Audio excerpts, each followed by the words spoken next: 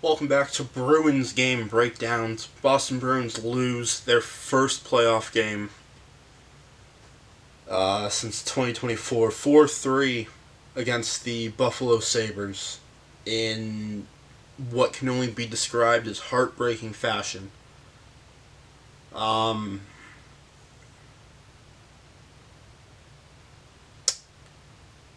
we're going to start this off on a positive note. Thank you to everyone that tuned in, subscribed or not, to the live stream that I did earlier today. Well, earlier today for the game. Putting up with my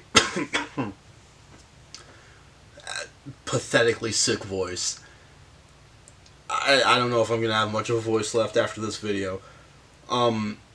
Thank you so much. It was great interacting with the people that I had a chance to. Like I've mentioned, I'm going to try to do it again for more videos, or for more games throughout this postseason run. Yeah, thank you so much. It means a lot to me. Getting into the game, though. Short answer, Boston got outplayed. They got outplayed. They got outmuscled by a team that is supposed to be fast and not very strong. I think it caught them off guard a little bit. I'll say that. Swayman, unreal. Couldn't stop a beach ball in the third period, though. I don't blame him.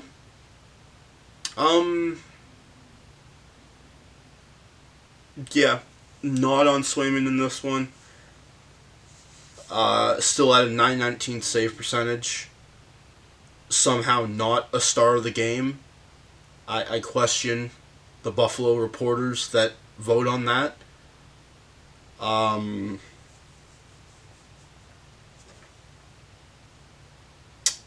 Yeah. Morgan Geekie scored on a shot from David Pastrnak that was blocked, and then Geekie was there to grab the rebound.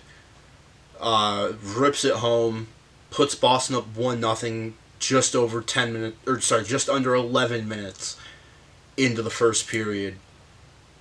And at that point, Boston was getting caved in. The kid line of Husnudinov, Minton, Hagens, absolutely electric. No matter what happens, play with the other three lines. Keep that line together. They were solid the entire game. They didn't get a ton of shots. They were relentless on the forecheck, though. And I'm going to go out on a limb and say that the reason for that was because, A, Hagens is fresh out of college. He's still getting acclimated to the NHL. He doesn't know what playoff hockey's like. He's going out there with, I'm not untouchable. I'm invincible. Nothing bad can come of this. Going out having fun. I almost say the same for Minton. And then Husnudinov, he's got to be pushing 200 games of NHL experience, 250 maybe. Somehow he's the adult on that line, and he's just having a fun time with the other two. Yeah. That was arguably Boston's best line in the first period. I'm confident in saying that they were the best line.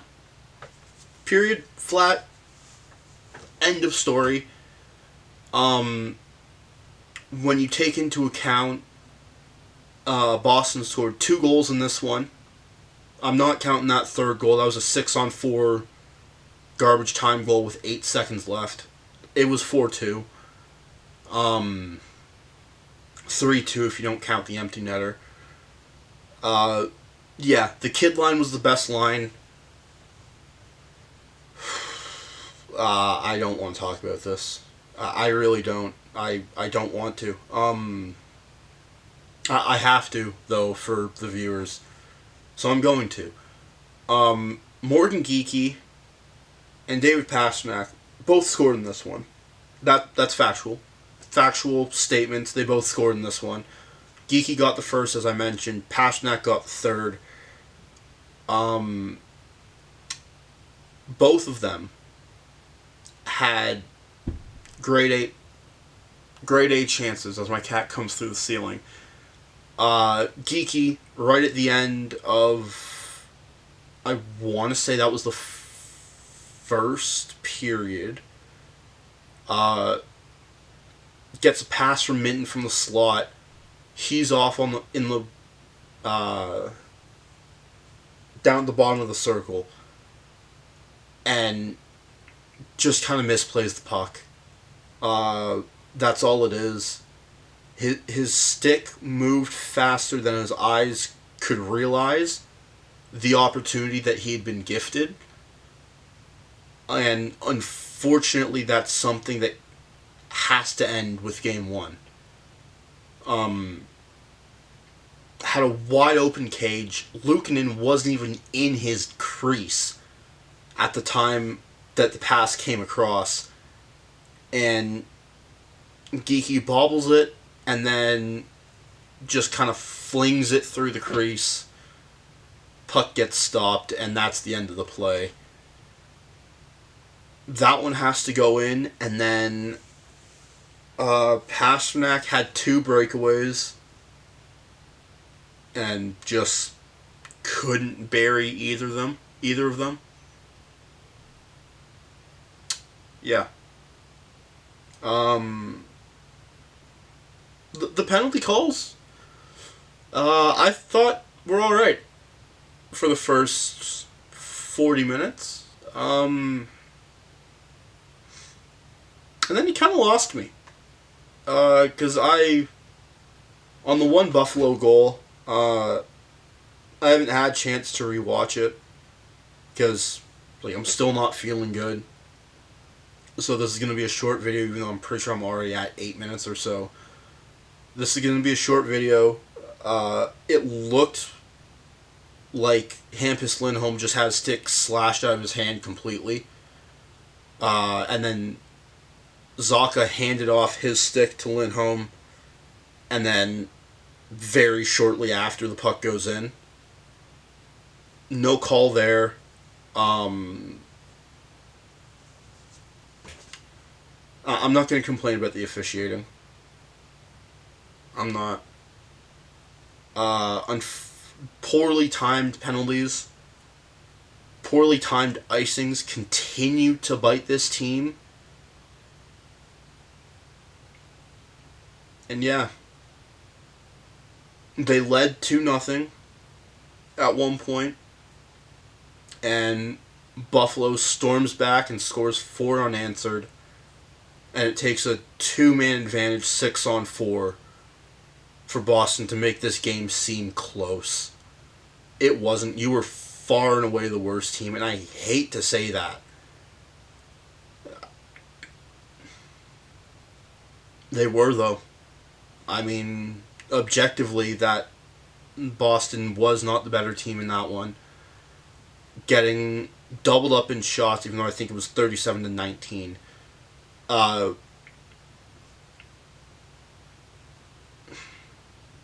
Unacceptable. Disappointing. Pastrnak hadn't scored in the final 10 games of the regular season. I learned that tonight. I knew he hadn't been great. I thought he was alright, though. That can't be right. Did I really not cover a single David Pastrnak goal? Okay, yeah. So apparently I didn't. I swear I covered at least 2 to end off the season. I guess I didn't, though. On a positive note, Boston has made the playoffs in 75% or more of their regular seasons. That matches 3 other teams: Vegas, Montreal, St. Louis. And yeah. Buffalo had 11 of the 19 skaters who started tonight playing their first NHL playoff game. Took them a couple periods to get going, but once they got going, they were pretty much untouchable. Swayman played out of his mind for the first 40 minutes. And yeah. That's going to do it. Little one-taker.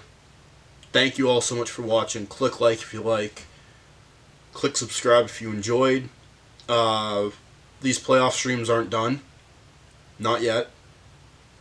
0-1 in them, though, so great start. But yeah, that's going to do it. I'll be back Tuesday for another Bruins game breakdown and another Bruins game breakdown stream.